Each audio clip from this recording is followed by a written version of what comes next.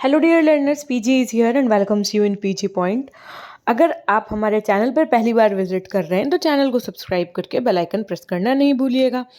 तो आइए आज हम बात करने वाले हैं आपके एलटी ग्रेड शिक्षकों से रिलेटेड उनके एलिजिबिलिटी क्राइटेरिया से लेकर के 2D सिलेबस तक की बात करेंगे। तो सेशन के एंड तक बने रहिएगा।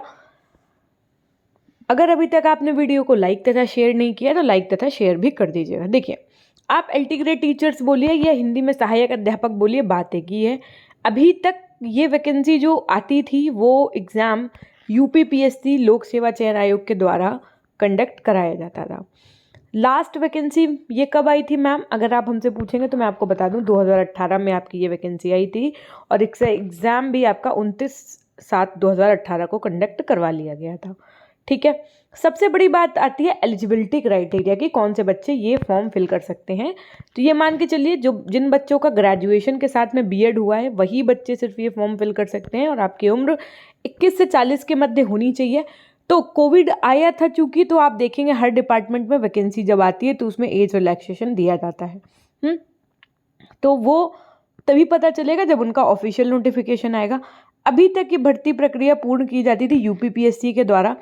अब हो सकता है कि नए शिक्षा सेवा चयन आयोग के द्वारा की जाए। ठीक है, जनरल ओबीसी का फॉर्म 125 रुपये होता था और बाकी SC ST वालों का शायद 25 या 65 के नियर अबाउट होता था। ठीक है, तो अगर आप एलटी ग्रेड के अध्यापक बनते हैं तो आप कौन से क्लास तक को पढ़ाने के लिए एलिजिबल होते हैं, तो 6 to 10th के लिए एलिजिबल होते हैं। मेनली ये 9th और 10th क्लास के लिए होती है। ठीक है मैम, इसका एग्जाम पैटर्न क्या होता है ये भी बता दीजिए। हमने कहा सबसे पहली बात तो इसमें रिटर्न एग्जाम और इंटरव्यू हुआ था पिछली बार। 150 अंकों का ये आपका पेपर होता है, 150 क्वेश्चंस का।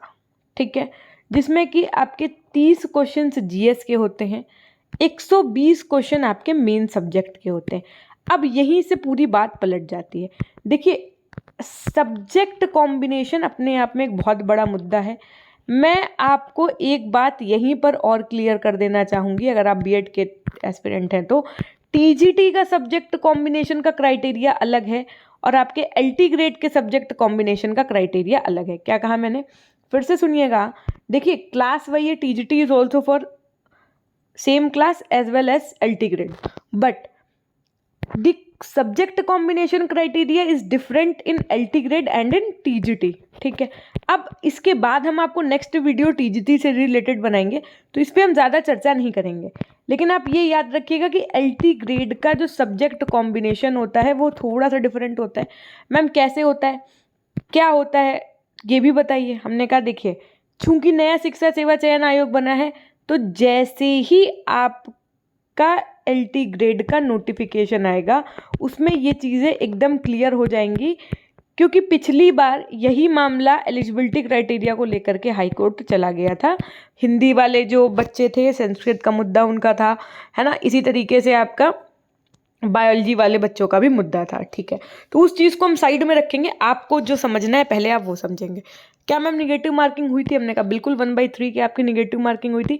30 नंबर का जीएस, 120 नंबर के आपके मेन सब्जेक्ट से क्वेश्चन आए थे। मेन सब्जेक्ट का मतलब मैम, जैसे आप साइंस के टीचर बनेंगे तो साइंस के क्वेश्चन होंगे उसमें, मैथ्स के टीचर बनेंगे तो मैथ्स के क्वेश्चन, सोशल साइंस के बनेंगे तो सोशल साइंस के क्वेश्चन, ऐसे करके आपके मेन सब्जेक्ट से क्वेश्चन आते हैं।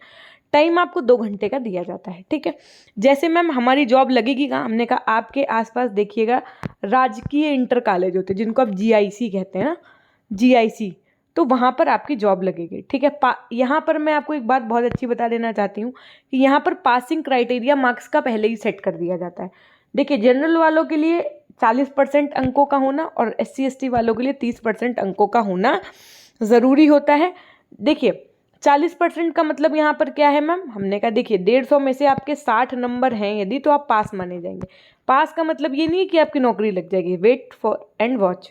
SC ST वालों का 30%, यानी कि अगर उनके 150 में से 45 नंबर हैं तो वो पास माने जाएंगे। अब जैसे आप पास हो जाते हैं, अब पास तो बहुत से बच्चे हो जाएंगे भाई, मान लो कि 10,000 की वैकेंसी आई, ठीक। अब पास उसमें मान लीजिए कि 40,000 बच्चा हो गया। ठीक है, इस क्राइटेरिया को पास कर लिया तो मैम सिलेक्शन किस बेस पे होगा, हमने कहा फिर मेरिट बनेगी। पास होने के बाद में क्या होगा, मेरिट बनेगी। मेरिट कैटेगरी वाइज पूरा टोटल बनेगी और उस बेसिस पे आपका सिलेक्शन होगा। पे ग्रेड जो उनका होता है वो 4600 होता है। ठीक है, तो इतनी बात आपने समझ ली। यानी कि सबसे इंपॉर्टेंट बात यहाँ पर क्या थी कि आप 9th-10th क्लास के टीचर बनेंगे, जीआईसी कॉलेज में बनेंगे, आपका ग्रेजुएशन के साथ बीएड होना चाहिए, लेकिन सब्जेक्ट कॉम्बिनेशन भी इसमें मायने रखता है। ठीक, अब सब्जेक्ट कॉम्बिनेशन को ले करके जब अब जो प्रक्रिया होगी भर्ती की उसमें क्या होगी, वो ऑफिशियल नोटिफिकेशन के माध्यम से आपको अवगत कराया जाएगा। चूंकि जीएस का जो देखो सेक्शन होता था वो सभी बच्चों के लिए सेम होता था। यानी कि चाहे आपने साइंस के टीचर के लिए फार्म भराओ, चाहे आपने गणित के टीचर के लिए फार्म भराओ, चाहे आपने हिंदी के टीचर के लिए फार्म भराओ, आपको ये 30 नंबर की जीएस तो अटेम्प्ट करनी ही पड़ती थी। बाकी सबके सब्जेक्ट के हिसाब से 120 नंबर का पेपर होता था। ठीक है, तो अब ये 30 नंबर की जीएस जो सबको अटेम्प्ट करना होता था, इसका सिलेबस क्या है, इसके विषय में डिस्कस करते हैं। देखिए, इसके सिलेबस में सामान्य अध्ययन का जो पाठ्यक्रम है उसमें क्या क्या आता था, तो भारत का इतिहास एवं भारतीय राष्ट्रीय आंदोलन, भारतीय इतिहास के अंतर्गत सामाजिक, आर्थिक एवं राजनीतिक पक्षों की सामान्य जानकारी पर महत्व होगा। भारतीय राष्ट्रीय आंदोलन पर अभ्यर्थियों से स्वतंत्रता आंदोलन, राष्ट्रीय आंदोलन पर अभ्यर्थियों से स्वतंत्रता आंदोलन, राष्ट्रीयता का अभ्युदय तथा स्वतंत्रता प्राप्ति के संबंध में सारपरक जानकारी अपेक्षित है। भारत और विश्व भूगोल, ठीक है, भारत और विश्व का भौतिक, सामाजिक एवं आर्थिक भूगोल। भारत के भूगोल के अंतर्गत देश के भौतिक, सामाजिक एवं आर्थिक भूगोल से संबंधित क्वेश्चंस पूछे जा सकते हैं। जो आपकी वर्ल्ड ज्योग्राफी है इसमें विषय की केवल सामान्य जानकारी होनी चाहिए, यानी कि नॉर्मल आपको जानकारी होनी चाहिए। भारतीय राजनीति यानी कि पॉलिटिक्स, इंडियन शासन व्यवस्था, संविधान से क्वेश्चन, राजकीय व्यवस्था जो पंचायती राज है, लोक नीति है ना, इनसे अधिकाधिक मुद्दे आदि भारतीय राजनीति एवं स्वशासन के अंतर्गत देश के संविधान, पंचायती राज तथा सामुदायिक विकास सहित राजनीतिक प्रणाली के ज्ञान से संबंधित प्रश्न होंगे।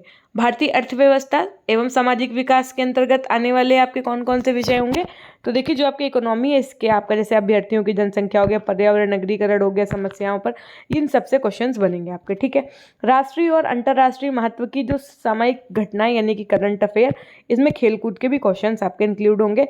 भारतीय कृषि जो आपका इंडियन एग्रीकल्चर है, इसमें भारत में कृषि उत्पाद और उसके विपणन से संबंधित जो भी आपके क्वेश्चंस होंगे उसकी जानकारी आपको होनी चाहिए। सामान्य विज्ञान भी आपके क्वेश्चन होंगे उसमें। सामान्य विज्ञान में जैसे जो आपके डेली लाइफ से रिलेटेड एक्सपीरियंस होंगे उनसे रिलेटेड क्वेश्चंस होंगे।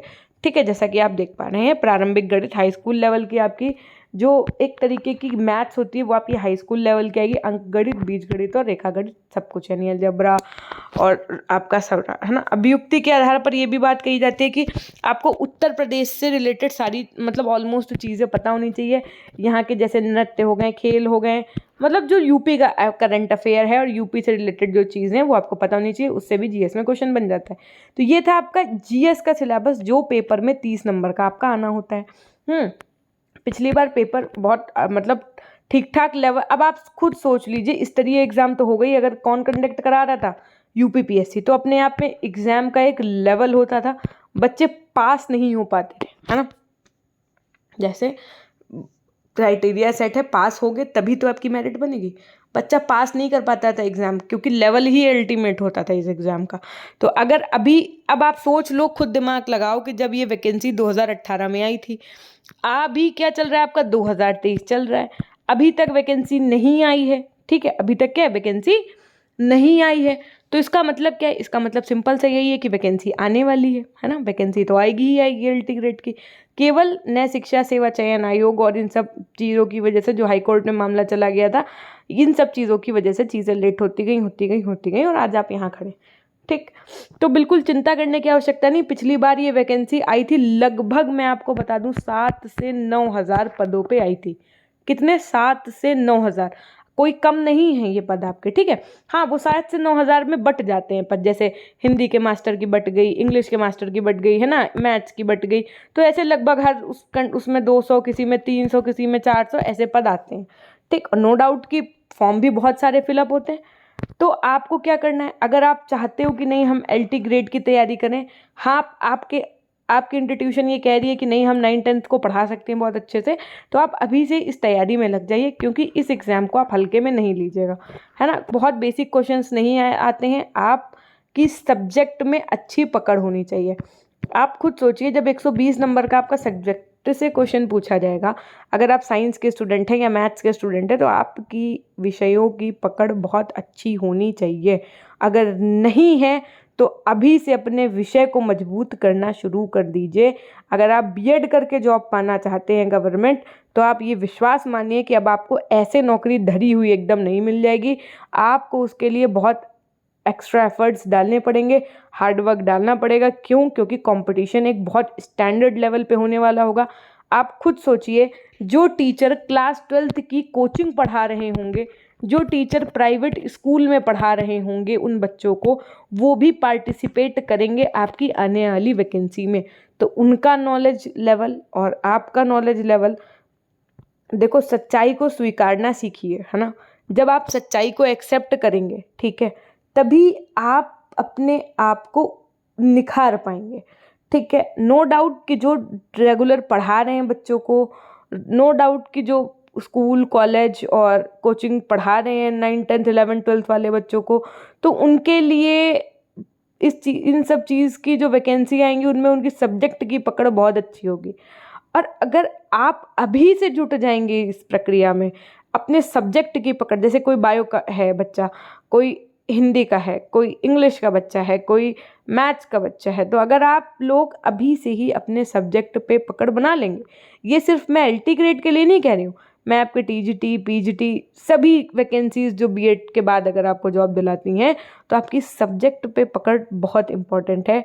आज से और अभी से दृढ़ निश्चय कर लीजिए कि हम अपने सब्जेक्ट को मजबूत करेंगे, अपने सब्जेक्ट पे काम करेंगे, ठीक है।